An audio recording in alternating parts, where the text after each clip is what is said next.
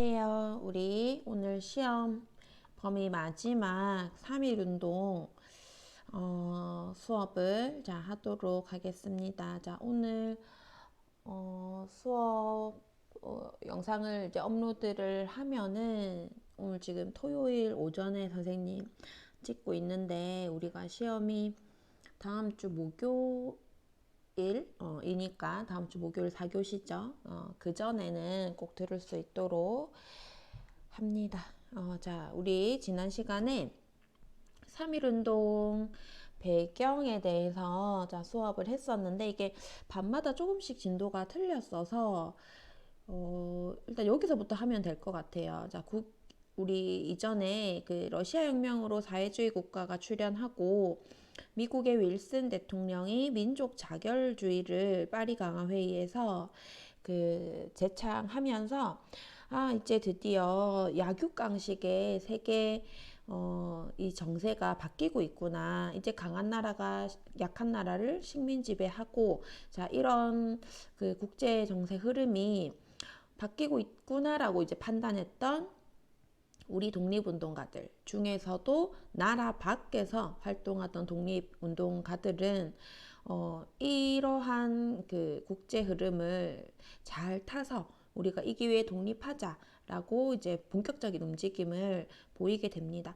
그래서 신한 청년당, 상하이에서 수립된 신한 청년당에서는 파리 강화 회의의 김규식을 대표로 파견해서 김규식을 파리 강화 회의에 보내서 이제 강대국들을 대상으로 외교 활동을 통해서 우리의 독립 문제를 적극적으로 알리도록 했고, 도쿄에 있는 우리 한국인 유학생들이 2월 8일에 1919년 2월 8일에 독립선언서를 발표해서 우리는 독립된 주권을 가진 독립된 자주국임을 만천하에 선포하게 돼요. 우리 교과서에 이 사료 관련해서 지난 시간에 같이 봤었고요.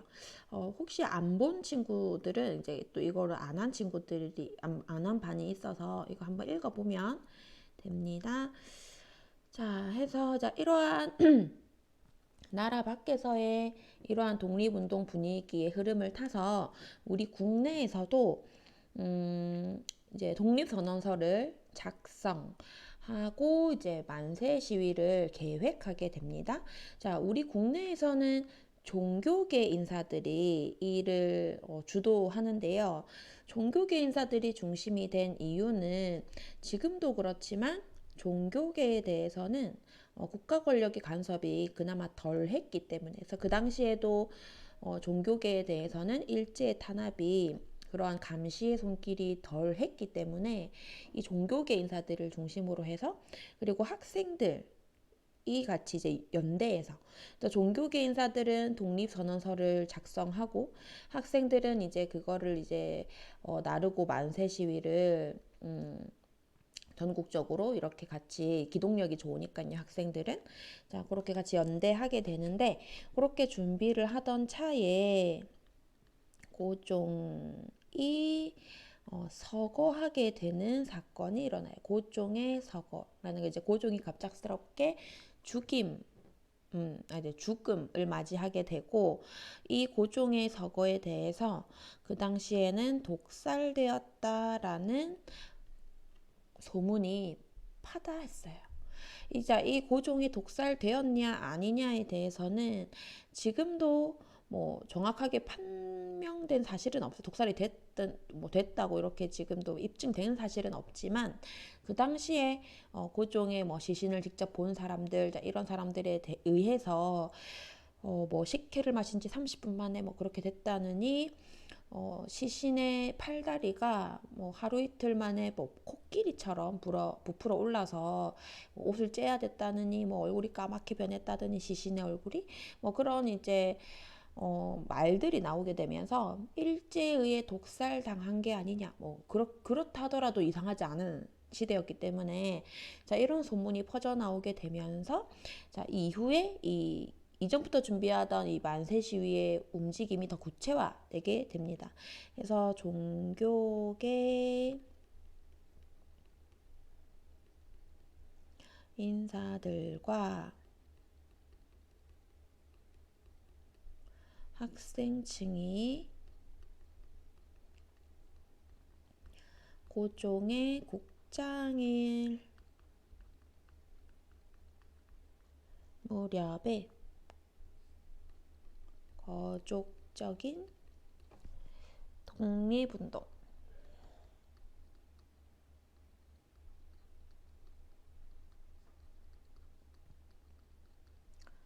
준비했어요. 자, 여기서 거족적이라는 의미는 대규모의 이런 의미로 이해를 하면 될 것 같고, 대규모의 뭐 독립운동, 자, 고종의 국장일 무렵에, 그러니까 장래일 무렵에 독립운동을 맞춰서 시작하기로 계획을 합니다. 왜냐하면 그 당시는 이제 이러한 뭐 교통통신의 발달이 미비했기 때문에 한날 한시에 많은 사람들을 한 곳에 모은다는 게 조금 어려운 일이었지만, 이 전 황제의 장래일이라고 하면 시키지 않아도 많은 사람들이 전국에서 몇몇 며칠 전부터 이제 서울로 올라오겠죠. 거기다가 독살당한 전 황제 장례일이라고 하면, 자, 마지막을 우리가 배웅해 드리자. 뭐 그 당시에는 또 그런 이제 관념이 있었던 시대니까요. 해서 이 고종일 국장일 무렵에 이제 하기로 했고, 자, 이 국장일이 3월 3일이었기 때문에 이 당일에 하기는 좀 불경스럽죠. 자, 당일은 장례를 황제 장례를 전 황제의 장례를 해야 되니까, 자, 3월 2일에 합시다. 자, 이렇게 처음에는 정해졌어요. 자, 근데 이때는 일요일이었기 때문에, 자, 우리 이 종교계에서 우리 요 사진 같이 보면은 이런 사진 많이 봤을 겁니다. 그 종교계 인사들 중에서 그 독립선언서 작성에 참여하고 직접 서명한 33명의 사람들.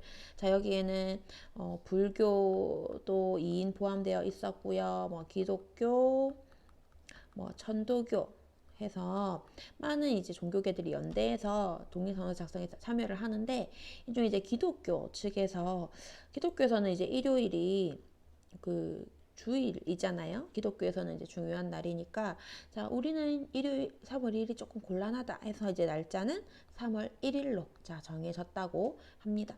자, 그래서 이제 3월 1일에 이 거족적인 독립운동을 국내에서 준비를 하는데, 이 3.1운동의 전개 과정을 크게 이제 세 단계로 우리가 그 전개 양상의 변화에 따라서 세 단계로 구분을 합니다. 그래서 먼저 그 1단계, 시작 단계에서 보면은 이 민족 대표들과 학생들은 자, 어디서 만나기로 하냐면, 여기, 자, 지금은 탑골공원이라고 부르고 예전에는 파고다공원이라고 불렀던, 자, 여기서 민족 대표들과 학생들이 모여서 독립선언서를 낭독하고 시위를 전개하기로 했어요. 자, 탑골공원에서. 자, 그런데 민족 대표들은 행선지를 그날 당일에 행선지를 탑골공원이 아닌 다른 곳으로 틀죠. 자, 아마 들어본 친구들도 있을 건데, 여기 태화관이라고 하는 여기는 이제 요리집입니다. 음식점. 자, 그래서 여기서 민족 대표들은 자, 그들끼리 이제 모여서 독립선언서를 낭독하고, 자, 일제 경찰에게 전화를 해서 우리가 방금 독립선언서를 낭독했다. 자, 경찰들이 잡으러 왔겠죠. 자, 그래서 그렇게 자수하고 경찰서에 잡혀 들어가게 됩니다. 그래서 이제 일부의 사람들은 아니 왜 굳이 자 이거를 굳이 전화해서 경찰에게 알리고 왜 자기들끼리 낭독하고 자 왜 그랬지? 라고 이제 생각하는 사람들이 있는데, 이 민족 대표들은 자 이걸 우려했다라고 해요. 여기 이제 이렇게 트여 있는 자 넓은 탑골공원에서 학생들, 자기 민족 대표들, 그리고 많은 시민들이 모인 장소에서 독립선언서를 낭독했을 때 자칫 이 많은 군중들이 자 그런 분위기에 휩쓸려서 감정적이 되어서, 만약에 이제 유혈 충돌이, 여기에 이제 와 있는 일본 경찰들과 유혈 충돌이 일어났을 때 그러한 충돌로 하여금 자 일본 경찰들이 우리를 무력 진압하게 되는 빌미를 주게 되지 않을까. 많은 사람들이 모인 상태에서 충돌이 발생했을 때 그 충돌로 하여금 일본 경찰들에게 다시금 우리를 진압하게 무력적으로 자 대응하게 되는 빌미를 주게 되지 않을까. 자 그걸 우려했다라고 합니다. 자 그래서 이거를 안 썼네요. 여기다가 자 처음부터 자 이들은 비폭력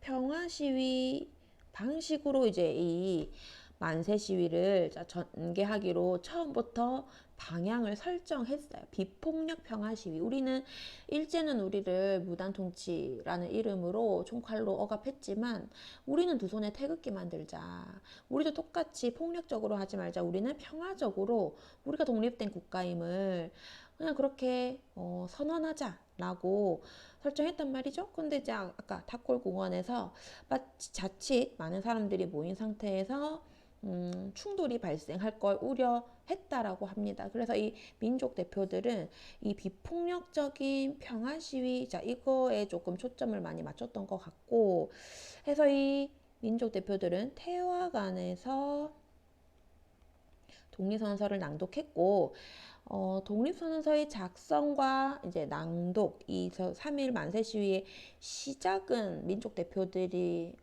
주도적으로 관여를 했지만 3.1 운동 내내 거의 2달간에 걸친 3.1 운동 내내 우리 이 민족 대표들이 이걸 주도하지는 않는다라는 거. 그래서 학생들과 시민들은 계속 아까 그 탑골공원에서 기다립니다.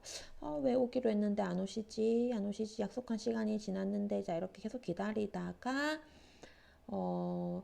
우리끼리라도 진행을 하자 해서 학생과 시민들은 탑골공원에서 만세 시위를 독립선언서를 낭독하고 만세 시위를 전개합니다. 독립선언서 발표.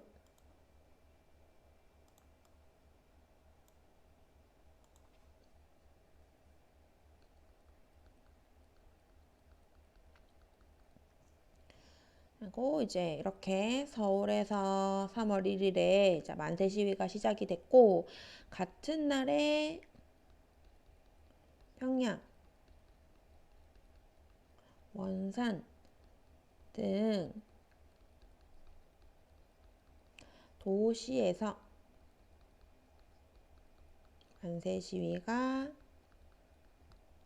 시작돼요. 그러니까 대도시에서 같은 날에 평양, 원산 같은 주요 대도시에서 같은 3월 1일에 시작이 됐다는 건 이미 그 전부터 독립선언서를 같이 인쇄하고 그거를 이제 이런 대도시에 나르고 태극기를 준비하고 이런 이제 학생 네트워크를 중심으로 해서 자 이게 미리 준비가 됐다라는 거죠. 자 그리고 시간이 지나면서 전국의 도시로 자, 확산이 되었고 교사, 상인, 노동자 등이 자, 가담했고 많은 계층들이 자, 상인들은 철시했고 노동자들은 파업 투쟁을 전개하게 됩니다. 그러니까 철시라는 거는 가게 문을 닫았다라는 의미고, 자 노동자들이 파업, 그러니까 일손을 놓고 투쟁, 그러니까 파업 투쟁을 전개하게 돼 일손을 놓는 거예요. 일시에 모두가 같은 시간에 여기서 상인들은 철시하고 가게 문을 닫고 노동자들은 이제 일손을 놓게 되면 일시에 그 나라의 그 경제가 마비되겠죠. 자, 이거는 일본 정부에게 되게 막대한 부담을 주게 되는 방법이고, 이런 방법으로 이제 우리는 우리가 원하는 그러니까 정치적 의사를 전달하는 방식으로 이런 방식을 씁니다. 학생들은 뭐 휴학하고 이렇게. 자, 해서 자 그렇게 되고 시간이 지나면서 농촌으로까지 자, 이 만세 시위가 확산이 되는데, 그러니까 처음에는 주요 대도시에서 시작이 되고 그리고 시간이 지나면서 주변 도시로 확산되고 시간이 지나면서 이제 주변 농촌으로까지 확산이 자 되는 거죠.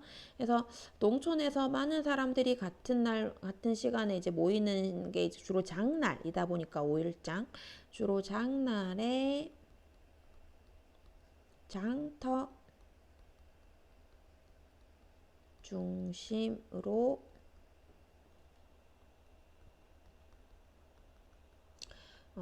이 만세 시위가 농촌에서는 장날에 주로 시작이 되었고 농촌으로 확산되는 단계에서 이 3일 만세 시위의 양상이 좀 변합니다. 자, 민중이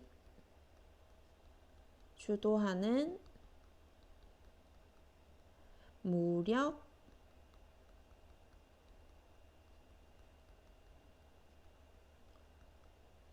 투쟁 운동으로 자, 발전하게 되어 우리 처음 시작할 때 우리 만세 시위는 어떻게 진행하자라고 방향을 어떻게 설정했었어요? 비폭력적으로 하기로 했거든. 자, 그런데 농촌으로 확산되는 단계에서 무력 투쟁 운동으로 발전되게 됩니다. 그래서 교과서 여기 171쪽의 사료를 보면은 달라진 시위 양상. 자, 여기 보면 심한 사람은 낫, 괭이, 몽둥이 등 흉기를 가지고 전투적인 준비를 갖추었다. 미리 훈련받은 정규병과 같은 모습을 띄었다. 이들은 집합하자마자 독립만세를 소리 높여 외쳐서 기세를 올리고 면사무소 군청 같은 비교적 저항력이 빈약한 데를 여기는 행정기관이니까 습격함으로써 사기를 높이고 마침내는 경찰서까지 습격해서 때때로 파괴적 행동에 빠지려 했다. 자, 이렇게 낫, 괭이, 몽둥이, 자, 이런 흉기를 준비해서 이런 이제 면사무소, 군청, 경찰서 같은 곳들을 습격했다라는 거예요. 자, 그러면 왜 이렇게 비폭력적으로 진행되던 게 폭력적인 방식으로, 무력적인 방식으로 발전을 했을까? 여기에 대해서 우리가 두 가지 면에서 생각해 볼 수가 있는데, 먼저 첫 번째는 우리는 평화적으로 진행한 만세 시위에 대해서 일제는 어떻게 대응을 했을까요? 폭력적으로 대응을 했겠죠. 그래서 여기 당시에 PPT에서 당시 이제 해외 기사를 보면은 여성과 어린아이까지 속수무책으로 두들겨 맞고 발로 걷어채이면서 칼로 찔리는 등 끔찍한 참상이다. 일본 군인들은 한국 만세라고 외치기만 해도 총을 쏴서 죽이고 있다. 우리는 한국 만세라고 외치기만 했는데 총을 들지도 않았는데도 그들은 그냥 막 우리를 죽이고 있다라는 거예요. 자, 그 다음에 일본 헌병대는 성명서를 들고 있는 소녀의 손목을 잘랐다. 들고 있었는데 소녀가 나머지 손으로 성명서를 들어 올리자, 그러니까 이건 이제 독립선언서겠죠. 이번에는 그 손목마저 잘랐다. 너무 잔인하지 않습니까? 우리가 뭘 했어요? 여기서 나오는 우리나라 사람들의 행동은 뭐 일본 군인들을 뭐 죽인다는 그런 게 아니에요. 그냥 한국 만세라고 외쳤고 그냥 단지 성명서를 들고 있었어. 그런데 우리에게 총을 쏘고 칼로 자르고 손목을 자르고, 그러니까 우리가 부처가 아닌 이상 우리도 언제까지 계속 이렇게 감정이 없는 동물이 아니잖아요. 그러니까 하물며 동물도 감정이 있지, 그렇죠? 우리도 언제까지 이렇게 끝까지 평화적으로만 할 수는 없는 거지. 이렇게 일본이 대응을 하는데. 그 다음에 두 번째는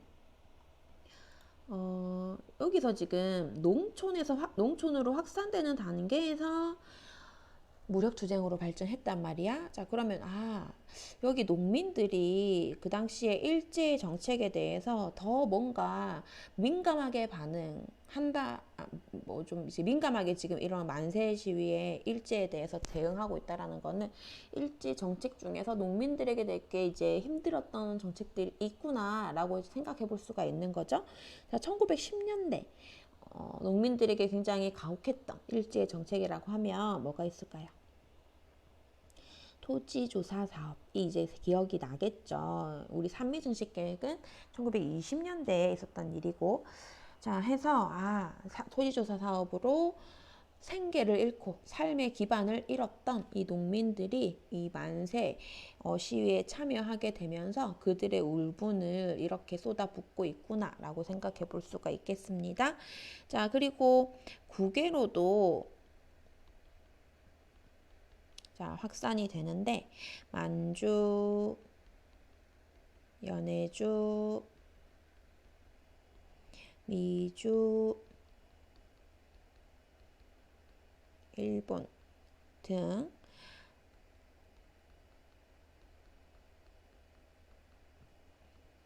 이 한인들이 살고 있던 지역을 중심으로 해서 이렇게 해외에서도 만세운동이 전개가 됩니다.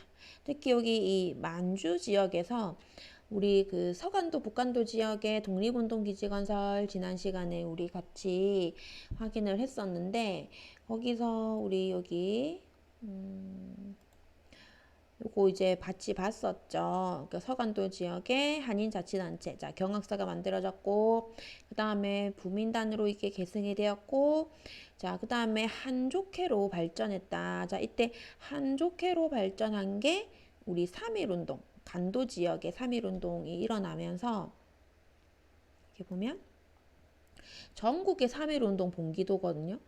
전국에서 1,500회 이상 시위가 일어나면서 지금 보면 거의 안 일어난 지역이 없어요. 그래서 뭐 제주도도 그렇고 여기 간도 지방에서도 이 만세 시위가 일어났거든. 이때 자 만세 시위를 전개하면서 여기 이제 서간도 지역에 자 부민단이 이제 한족회 이 만세 운동을 조직하고 주도하는 과정에서 확대 개편합니다. 3.1운동 관련해가지고 자 이렇게 연계된다라는 거고 그래서 여기다가 자, 다시 써보면 이 만주의 서간도 지역에 한족회로 자, 발전한 게 연관이 있다라는 거고요. 자, 이러한 우리의 시위에 대해서 일제는 헌병경찰을 동원해서 무차별 사격 등 무자비한 단합을 이어나갔고 자, 제압리, 학살 등의 자, 만행을 자행합니다. 자, 이 시기에 있었던 일제의 무자비한 만행 중에서 우리가 많이 대표적으로 꼽는 사건이 제압리 학살이에요. 경기도 화성에서 있었던 자 선생님이 동영상 링크 하나 걸어 놓을 테니까 제압리 학살에 관련된 5분짜리 짧은 영상이거든요. 자 그거 읽고 오도록 합니다. 자 이거 잠시 멈추고 자 읽은 사람은 지금 읽은 사람이 아니고 보고 온 사람은 자 교과서 자 여기 밑에 171쪽에 밑에 역사 속 이야기 여기 볼게요. 3.1운동에 대한 일제의 단합과 만행. 자 박은식의 한국 동사에 따르면 3.1운동은 일제 가혹한 탄압과 만행 속에서도 3개월에 걸쳐서 1,500회 이상 시위가 일어났고 200만 명이 참가한 것으로 추산된다. 그 당시 인구가 2천만 명인데 10분의 1 정도가 참여했습니다. 직접적으로 이 과정에서 일제에 살해당한 사람이 7,500명, 부상자가 16,000명, 피검자가 조사받은 사람 입건돼가지고 47,000명이나 됐고 불에 탄 교회가 47개소, 학교가 2개교, 민가가 715채가 되었다. 제압리 학살은 일제가 저지른 수많은 만행 중 대표적 사례이다. 1919년 4월 15일 일본군은 제압리 주민을 교회에 모이게 한 뒤 밖에서 문을 잠그고 무차별 사격을 가해서 23명을 학살했고 이웃 마을에서도 6명을 살해했다. 자 그리고 인근 교회와 민가에 불을 질러 마을 전체를 초토화했습니다. 방금 영상에서도 여러분들이 보고 왔겠지만 지금 거기서 보면 여기서 보면 수십 명이 지금 사망을 했는데 그 일을 저질렀다고 처벌받은 사람은 없죠. 희한한 일이죠. 근데 이제 무죄 판결을 받긴 했지만 그 일을 저질렀던 그 일본 군인은 재판을 받긴 받았잖아요. 무죄 판결을 받긴 했지만 그렇게 재판까지 갈 수 있었던 것도 그 옆을 지나던 선교사가 사진을 찍었기 때문에 스코필드 선교사가 증거가 있기 때문에 재판을 거친 건데 그렇지 않은 무수히 많은 우리나라 사람들이 죽임을 당한 이 시기에 3.1운동 만세 시위를 참여했다는 이유만으로 되게 많겠죠.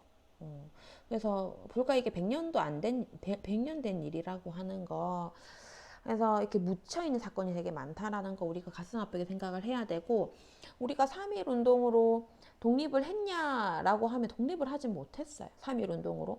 그러니까 그렇게 봤을 때는 그럼 3.1 운동은 실패한 거 아니냐라는 말을 하는 사람들이 있는데, 3.1 운동은 우리가 실패했다라고 하기에는 굉장히 많은 그 의미를 가진 사건이에요. 그 3.1 운동을 분기점으로 해서 그 이전과 이후에 우리 민족 운동이 판이하게 양상이 달라지거든요. 그래서 이 3.1 운동의 의의에 대해서 5가지 정도로 한번 정리를 자 해보겠습니다. 먼저 첫 번째로 전 계층이 참여한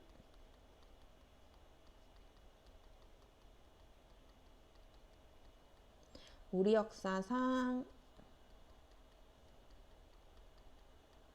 최대 규모의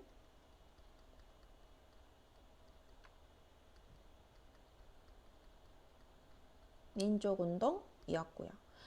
200만 명이 참여한 1500회 이상 시위가 일어나 3달 가까이 지속된, 그리고 전 계층이 참여한, 우리 교과서 172쪽에 여기 그래프를 보면 3.1 운동 수감자의 계층별 분포입니다. 자, 농민이 가장 많이 수감되었고요. 자, 농민이 그때 많기도 했고, 농민들이 많이 참여하기도 했고, 자, 학생과 지식인들, 상공업자들, 자, 상인도 수공업자들, 자, 노동자들, 직업이 없는 사람들까지, 그리고 천민들, 뭐 기생들도, 천민 중에서도, 그러니까 모든 사람들이 그냥 이거는 지위 고하를 막론하고 그냥 우리나라 독립을 위해서 많은 사람들이 너나 할 것 없이 나와서 만세를 외쳤다라는 거예요. 그래서 이제 전 계층이 참여한, 자, 우리 역사상 최대 규모의 민족운동이라는 게 첫 번째 의고요. 그 다음에 두 번째는 민주공화제의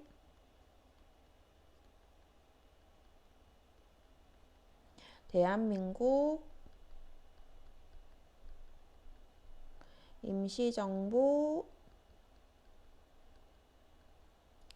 수립 계기가 자 되기도 했습니다. 우리가 다음 단원에 다룰 대한민국 임시정부가 수립하는 결정적인 계기를 마련해 주게 되거든요. 이 3.1 만세 시위를 겪으면서 우리가 10년 동안 무단 통치를 겪었는데, 이렇게 이제 우리가 무자비하게 억압당했는데, 일본으로 하여금, 사실은 다들 독립을 원하고 있었구나. 우리가 그 10년이라는 기간 동안 일본에게 굴복한 게 아니었구나. 나만 독립을 원하고, 사실은 나만 독립을 원하는 줄 알고 이거를 소리 높여 주장하지 못했는데, 우리 이웃들이, 내 친구들이 다 일본에 굴복한 줄 알았는데 그게 아니었구나. 이렇게 모든, 얼마나 감격스러웠겠어요. 이렇게 많은 사람들이 다 거리에 나와서 정말 저 하찮다고 여겼던 저 천민, 백정들까지 다 나와가지고 독립을 외치고 있구나. 그리고 우리 안에는 역량이 있었구나. 우리가 농민이라서, 여자라서, 노동자라서 하찮다고 생각을 했는데, 하찮은 사람들인 줄 알았는데, 우리가 모여서 이렇게 소리 높여 외치니까 우리가 힘이 있구나, 우리도 할 수 있구나 라는 걸 깨닫게 된 거예요. 그래서 우리가 이번에는 독립을 하지 못했지만, 우리가 이제 다음에는 우리가 이 역량을 잘 가꾸고 모아서 잘 조직을 한다면 우리가 다음엔 독립할 수 있겠다라는 것을 깨닫게 된 거죠. 그래서 대한민국 임시정부가 수립하는 자, 계기가 됩니다. 자, 그리고 세 번째로 항일 민족 운동의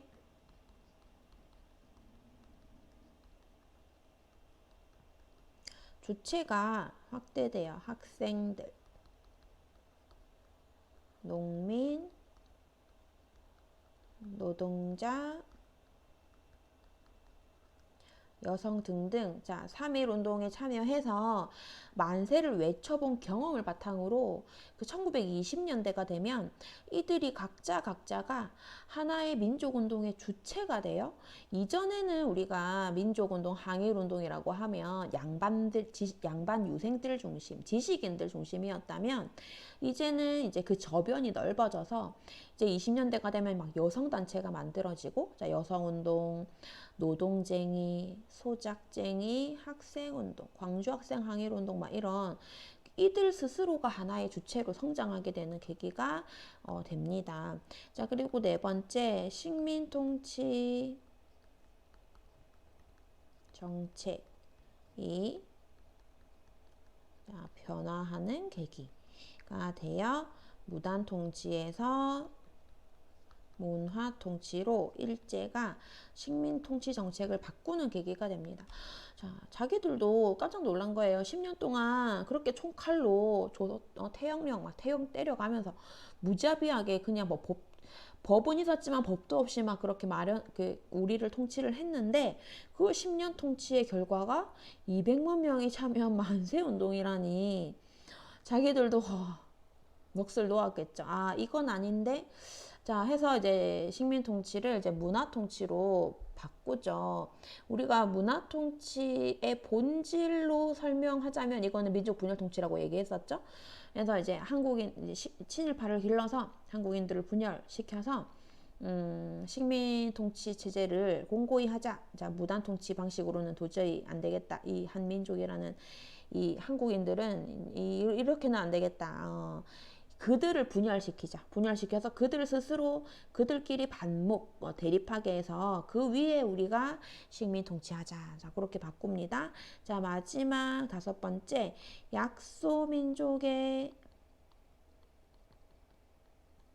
반제국주의 운동에 영향을 끼쳐요. 비슷한 처지에 있던 아시아 약소민족의 제국주의 반대 운동에 영향을 미쳐서 뭐 인도나 중국 같은 대표적으로 중국의 오사운동에 영향을 주거든요. 자, 중국에도 1919년 5월 4일에 그 해에 우리가 3.1운동이 일어나고 두 달 뒤에 베이징에서 학생들을 중심으로 해서 되게 비슷하죠. 우리 3.1운동이랑 운동이 일어납니다.